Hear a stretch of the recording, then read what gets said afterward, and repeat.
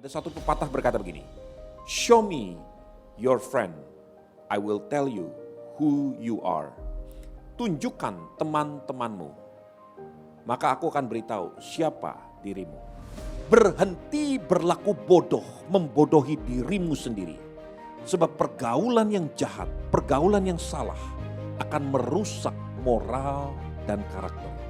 Ketika iblis hendak menjatuhkan, menghancurkan hidup seseorang, sudah tahu apa yang iblis lakukan? Iblis kirim orang-orang juga untuk menghancurkan hidup. Berhenti bergaul dengan orang-orang yang akan menyesatkan hidupmu. Terima kasih Tuhan. Terima kasih untuk hari ini. Kami sungguh bersyukur untuk semua yang Kau kerjakan dalam hidup kami Tuhan. Tuhan, kami berserah sepenuhnya ke dalam tangan-Mu Tuhan Yesus. Biar Tuhan terus tuntun umat-Mu. Tuhan terus tuntun gereja-Mu Tuhan. Supaya kami berjalan menjadi serupa seperti rencana-Mu. Terima kasih Bapa. Dalam nama Yesus. Haleluya. Amin. Shalom. Saudara yang ada di rumah masing-masing yang mengikuti Zoom prayer meeting hari ini, kita bersyukur bahwa Tuhan terus pelihara kita sampai hari ini dan saya percaya semua itu adalah dalam tangan dan rencananya Tuhan. Saudara, hari ini kita akan belajar satu kebenaran sederhana, tapi mungkin kita sering lupa untuk menekankan betapa pentingnya perkara ini. Saudaraku, kalau boleh saya beri judul firman Tuhan sore hari ini adalah pemberontakan anak-anak Ruben. Ya, tapi sebelumnya kita coba lihat dari 1 Korintus 15. 1 Korintus 15 ayat yang ke-33. Silakan 1 Korintus 15 ayat yang ke-33. 1 Korintus 15 ayat 33, demikian firman Tuhan. Janganlah kamu sesat, pergaulan yang buruk merusakkan kebiasaan yang baik. Amin. Saudaraku, kalau saudara punya terjemahan yang lain, ada satu terjemahan yang sangat menarik saudaraku, yaitu dari The Passion Translation. Itu dikatakan gini, "So stop fooling yourself. Evil companion will corrupt good and moral character." Berhenti membodohi dirimu sendiri. Pergaulan yang jahat akan merusak moral dan karakter. Saudaraku, saya renungkan cukup lama tentang terjemahan ini. Terjemahan ini menitik beratkan betapa pentingnya keputusan yang saudara dan saya lakukan untuk menentukan dengan siapa kita bergaul. Ada satu pepatah berkata begini, "Show me your friend, I will tell you who you are." Tunjukkan teman-temanmu, maka aku akan beritahu siapa dirimu. Saudaraku, betapa benarnya kebenaran ini. Dan firman Tuhan yang dituliskan di dalam 1 Korintus 15 ini menekankan betapa pentingnya pergaulan ini adalah keputusan saudara dan saya. Dengan siapa saudara makan semeja, dengan siapa saudara bergaul karib, maka pergaulan itu akan mempengaruhi dirimu secara langsung ataupun tidak langsung. Dan 1 Korintus 15 berkata dengan sangat tegas, "Stop fooling yourself." Berhenti membodohi, bermain-main dengan kebodohan terhadap dirimu sendiri. Evil companion will corrupt good moral and character. Pergaulan yang jahat, pergaulan yang buruk akan merusak moral dan karakter. Saudaraku, ada satu anak Tuhan, seorang gadis yang sangat luar biasa. Mungkin beberapa waktu yang lalu saya juga sempat bicara, share tentang ini di dalam ibadah raya. Namanya adalah Elaine Parker. Elaine Parker adalah seorang gadis yang sangat-sangat luar biasa. Satu kali dia didekati oleh seorang pria yang sebetulnya semua teman-temannya, orang tuanya, semua kerabatnya sudah mengatakan, hati-hati, pria ini tidak bagus karena dia suka mempermainkan wanita dan sebagainya. Saudaraku, tapi satu satu perkara yang ada di dalam benaknya Elaine Parker. Dia berkata begini, kalau saya bergaul dengan pria ini, dan mungkin pria ini akan bisa saya bawa kenal Tuhan, maka saya akan memenangkan jiwa. Satu tujuan yang noble, satu tujuan yang sangat mulia. Saudara tahu apa yang terjadi?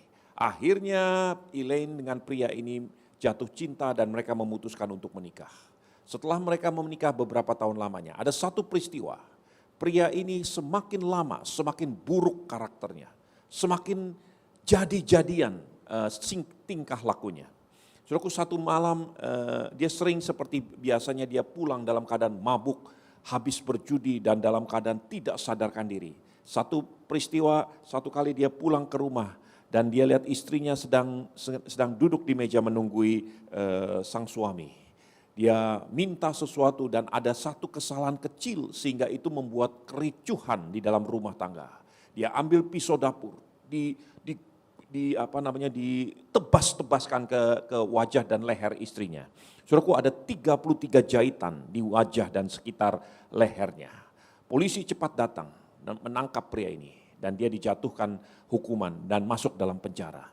Saudaraku, lama setelah itu Elaine menjadi seorang misionaris dan dia bertanya, dia bertemu dengan beberapa orang. Beberapa orang bertanya kepada dia, kenapa goresan-goresan itu?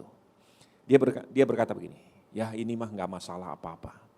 Sebab goresan-goresan ini seharusnya mengingatkan saya bahwa karena pergaulan yang jahat yang saya sudah diperingati, saya bermain-main, akibatnya pergaulan itu menerkam diri saya sendiri. Saudaraku, firman Tuhan di 1 Korintus 15 tadi berkata gini, stop fooling yourself, berhenti membodohi, berlaku bodoh terhadap dirimu sendiri. Pergaulan yang jahat akan merusak moral dan karakter. Nah, saudaraku, saya ingin ajak saudara untuk melihat kebenaran firman Tuhan ini dari satu peristiwa yang sering kita dengar mungkin beberapa kali dikotbahkan, judulnya pemberontakan Korah, saudaraku ya, dari kitab Bilangan 16. Kalau saudara nanti pulang saudara lihat seluruh kitab Bilangan 16, saudara akan memperhatikan bagaimana Korah ini dituliskan dan dalam satu pasal ini tentang pemberontakan terhadap dirinya. Saudara coba perhatikan Bilangan 16 ayat yang pertama sampai ayat yang kelima, silakan. Bilangan 16 demikian firman Tuhan. Pemberontakan Korah, Datan, dan Abiram. Korah bin Izhar bin Kehat bin Lewi, beserta Datan dan Abiram, anak-anak Eliab dan On bin Pelet. Ketiganya orang Ruben mengajak orang-orang untuk memberontak melawan Musa, beserta 250 orang Israel, pemimpin-pemimpin umat itu yaitu orang-orang yang dipilih oleh rapat, semuanya orang-orang yang kenamaan. Maka mereka berkumpul mengerumuni Musa dan Harun, serta berkata kepada keduanya, sekarang cukuplah itu, segenap umat itu adalah orang-orang kudus, dan Tuhan ada di tengah-tengah mereka. Mengapakah kamu meninggi-ninggikan diri di atas jemaah Tuhan? Ketika Musa mendengar hal itu, sujudlah ia, dan ia berkata kepada Korah dan segenap kumpulannya, besok pagi Tuhan akan memberitahukan siapa kepunyaannya dan siapa yang kudus, dan ia akan memperbolehkan orang itu mendekat kepadanya, orang yang akan dipilihnya akan diperbolehkannya mendekat kepadanya. Amin. Saudaraku, kalau saudara baca dari ayat yang pertama sampai ayat yang kelima, saudara mungkin belum mengerti apa alasan, apa latar belakang, kenapa Korah begitu marah, begitu bencinya terhadap Musa dan Harun, sampai dia memberontak terhadap hamba Tuhan ini. Saudaraku, tapi kalau saudara ikuti ayat-ayat berikutnya, saudara akan mulai melihat, coba perhatikan ya, ayat yang ke-8 saya akan bacakan sampai ayat yang ke-11. Lalu berkatalah Musa kepada Korah, cobalah dengar, hai orang-orang Lewi, belum cukupkah bagimu bahwa kamu dipisahkan oleh Allah Israel dari umat Israel dan diperbolehkan mendekat kepadanya, supaya kamu melakukan pekerjaan pada kemah suci Tuhan dan bertugas bagi umat itu untuk melayani mereka. Dan bahwa kamu diperbolehkan mendekat bersama-sama dengan semua saudaramu Bani Lewi. Dan sekarang mau pula kamu menuntut pangkat imam lagi. Sebab itu engkau ini dengan segenap kumpulanmu, kamu bersepakat melawan Tuhan, karena siapakah Harun sehingga kamu bersungut-sungut kepadanya. Saudaraku, kalau saudara perhatikan dalam kitab Bilangan 16, juga kitab Keluaran 6, saudara akan melihat mungkin bisa ditampilkan silsilahnya, ya, silsilah daripada Korah dan Harun. Saudaraku, Israel atau Yakub itu punya anak 12, salah satunya adalah Lewi. Dan Lewi itu dituntun, dipilih Tuhan untuk menjadi orang-orang yang mengurus seluruh kemah suci. Dari Lewi ada 3 orang anak, Gerson, Kehat, dan Merari. Dari Kehat lahirlah anak yang bernama Amram. Dari Merari lahirlah anak yang bernama Yishar. Dari Amram lahirlah anak yang bernama Harun dan Musa. Dari Yishar lahirlah anak yang bernama Korah. Nah, kalau saudara lihat seperti ini, ternyata Korah dan Harun itu sepupu gitu ya. Itu satu angkatan dari rumpun keluarga yang masih hubungan darah yang cukup dekat. Saudaraku, dan orang-orang Lewi ini dipilih Tuhan untuk menjadi orang-orang yang melayani di dalam kemah suci. Tapi dari semua orang-orang Lewi ditentukan, dipilih satu orang oleh Tuhan untuk menjadi imam di dalam rumah Tuhan. Dan pilihan itu jatuh kepada Harun. Saudaraku, Korah yang juga adalah orang Lewi, dia merasa iri hati. Dia merasa lebih baik daripada Harun mungkin. Dia merasa mungkin lebih terhormat, lebih berpendidikan, lebih pantas dialah yang menjadi imam dibandingkan Harun. Ini hanya karena KKN, maka Harun yang dipilih. Karena Musa adalah adik daripada Harun. Sebetulnya kalau saudara lihat lagi kemudian di kitab Bilangan 17, Tuhan menyatakan bukan Musa yang memilih Harun. Satu kali Tuhan katakan kepada Musa, Musa ambil 1 tongkat dari setiap suku. Dan di dalam tongkat itu tuliskan nama pemimpin-pemimpin itu. Untuk tongkat Lewi tuliskan nama Harun. Dan Tuhan buktikan tongkat yang sudah kering, sudah lama mati, tidak berfungsi, a dead wood sama sekali. Tidak ada tanda-tanda kehidupan, tidak ada berkas air sama sekali. Tiba-tiba di hadapan Tuhan, tongkat itu mengeluarkan kuntum, mengeluarkan bulir-bulir dan berbuah padam. Saudaraku, Tuhan berkata kepada Musa, Musa, orang yang aku pilih, tongkatnya akan berbunga. Saudaraku, Tuhan mau membuktikan kepada Israel bahwa Tuhanlah yang memilih Harun. Nah, Korah ini enggak terima, dia memberontak. Tapi dia bukan hanya memberontak sendiri. Alasan dia memberontak sudah jelas, karena pangkat, karena posisi. Dia ingin mendapatkan posisi sebagai imam. Itu sebabnya dia memberontak. Tetapi kalau dia memberontak sendirian, maka kelihatan boroknya. Akibatnya Korah membuat pemberontakan berjamaah. Dia kumpulkan orang-orang, termasuk orang-orang yang bukan orang-orang Lewi. Dan dia pengaruhi mereka. Korah bersahabat dengan orang-orang yang bukan orang-orang Lewi. Nah, ada beberapa orang yang berhasil direkrut, dirangkul oleh Korah. Orang-orang itu adalah anak-anak daripada suku Ruben. Namanya Datan, Abiram, dan On. Saudaraku, orang-orang ini orang-orang yang sebetulnya latar belakangnya baik. Saya perhatikan apa latar belakang daripada Datan, Abiram. Datan arti namanya adalah faith, law abiding. Setia yang terpaut kepada hukum, itu arti kata nama Datan. Dan seperti itu karakternya sebetulnya. Abiram artinya the giver of pleasure, yang memberikan satu sukacita, satu kebahagiaan, itu nama Abiram, saudaraku. Karakter itu menurun di dalam nama yang diberikan oleh ayah mereka. Dan ini orang baik-baik dari suku Ruben, saudaraku. Bergaul dengan Korah dari suku Lewi. Dan kebencian, pemberontakan Korah disalurkan kepada Datan dan Abiram. Sudah tahu, ketika Musa berkata kepada Korah, kenapa kamu nggak merasa cukup untuk dipilih menjadi hamba Tuhan? Masih kamu mau menuntut jabatan imam? Korah nggak mau dengar. Setelah Korah nggak mau dengar, Musa berpikir minimal saya akan coba rangkul yang namanya Datan dan Abiram.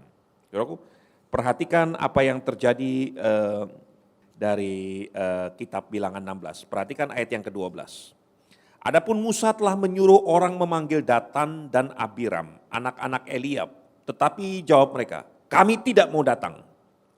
Belum cukupkah bahwa engkau memimpin kami keluar dari suatu negeri yang berlimpah-limpah susu dan madunya, untuk membiarkan kami mati di padang gurun, sehingga engkau juga mau menjadikan dirimu tuan atas kami. Sungguh engkau tidak membawa kami ke negeri yang berlimpah-limpah susu dan madunya, ataupun memberikan kepada kami ladang-ladang dan kebun-kebun anggur sebagai milik pusaka. Masakan kau masih dapat mengelabuhi mata orang-orang ini? Kami tidak mau datang. Saudaraku, orang yang tadinya arti kata namanya setia, law abiding, orang-orang yang terpaut kepada hukum. Abiram yang arti katanya the giver of pleasure, yang memberi sukacita. Sekarang dipanggil oleh pemimpin rohaninya, oleh bapak rohaninya sendiri. Dia bilang, saya nggak mau datang. Nggak cukupkah kamu menjadi berlagak seperti itu di depan kami? Kamu membawa kami keluar dari tempat yang penuh susu dan madu ke padang gurun seperti ini. Saudara bisa lihat. Mereka keluar dari tanah Mesir. Apa itu tanah Mesir? Tanah perbudakan. Bukan tanah yang penuh dengan susu dan madu.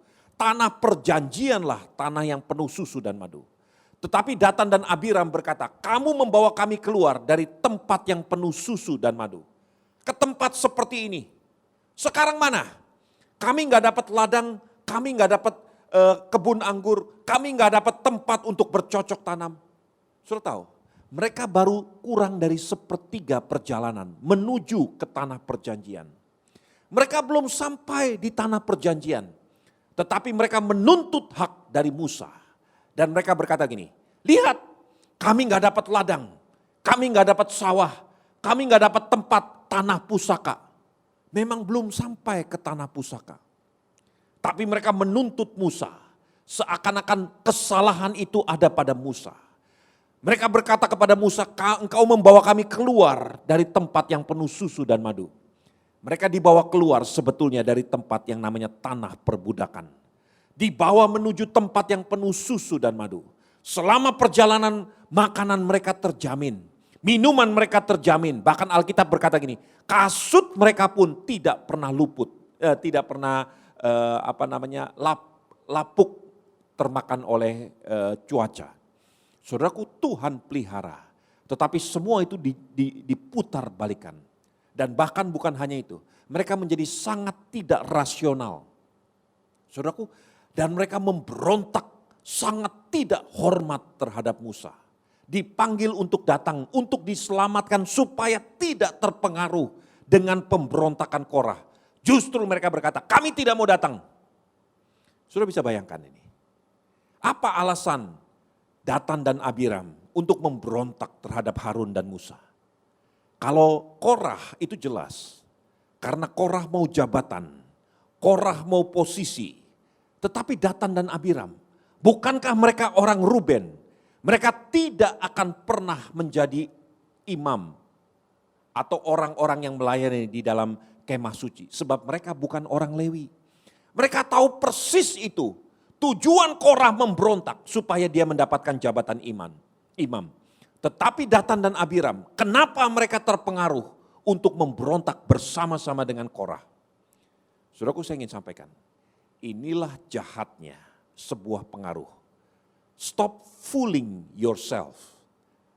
Evil companion will corrupt your moral and character. Berhenti berlaku bodoh, membodohi dirimu sendiri. Sebab pergaulan yang jahat, pergaulan yang salah akan merusak moral dan karakter. Saudara bisa lihat di Bilangan 16 ini. Orang yang tadinya disebut sebagai the giver of pleasure, law abiding principle, faithfulness. Orang yang namanya begitu mulia, begitu agungnya, bisa berubah karakternya. Kenapa? Karena mereka bergaul dengan Korah yang punya cita-cita untuk mendapatkan jabatan. Pergaulan yang busuk, pergaulan yang buruk akan merusak bukan hanya kebiasaan yang baik, tapi merusak moral dan karakter. Dan firman Tuhan menekankan gini, stop fooling yourself. Saudaraku, saya ingin sampaikan, gereja Tuhan, kalau saudara sebagai gereja mau bertumbuh, ada bagian yang saudara harus lakukan. Berhenti bergaul dengan orang-orang yang akan menyesatkan hidupmu. Saudaraku, ada waktunya. Saudara harus mempunyai satu keberanian untuk push the brake. Ada waktunya, ada orang-orang tertentu. Saudaraku, ketika Tuhan hendak memberkati seseorang, saudara tahu apa yang terjadi? Tuhan kirimkan orang-orang yang akan mempengaruhi mereka untuk memberkati mereka.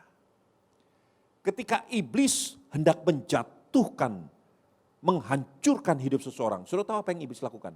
Iblis kirim orang-orang juga untuk menghancurkan hidupmu.